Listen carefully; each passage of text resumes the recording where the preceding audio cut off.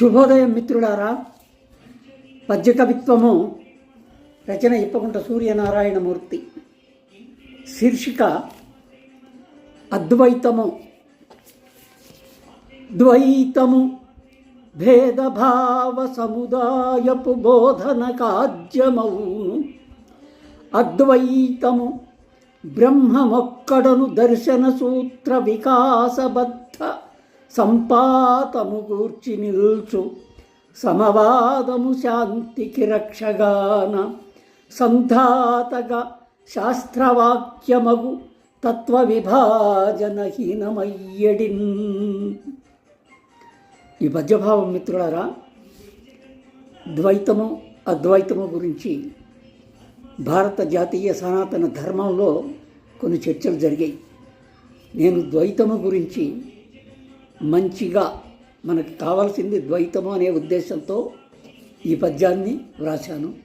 దీని భావము ద్వైతము భేదభావ సముదాయపు బోధన కాజ్యము. ఈ ద్వైతము అనేది భేదభావం మనుషుల మధ్య, అంటే మనుషులకి మూల కారణమైనటువంటి ఆత్మ పరమాత్మ జీవుడు వేరు వేరు అని చెప్తుంది. అందువల్ల అది ఆ సముదాయపు బోధనకు ఆ భేదభావానికి ఆద్యమవుతుంది. కనుక అద్వైతం ఏం చెప్తుంది? అద్వైతము బ్రహ్మ ఒక్కడను సూత్రము. అద్వైతములో బ్రహ్మము ఒక్కడే అని చెప్పి అన్నమయ్య కీర్తనలో కూడా మనం విన్నాం. కనుక బ్రహ్మం ఒక్కడే అనే దర్శన సూత్రము వికాసబద్ధ సంపాతము గూర్చి నిల్చు. ఈ రెండవది ద్వైతము అనేది బ్రహ్మం ఒక్కడే అన్నప్పుడు వికాసము అంటే తెలివి, సంపాతము ఒక చక్కని పాటు, సంపాతము అంటే చక్కని పాటు, ఇది రెండు కూర్చి సమవాదము శాంతికి రక్ష.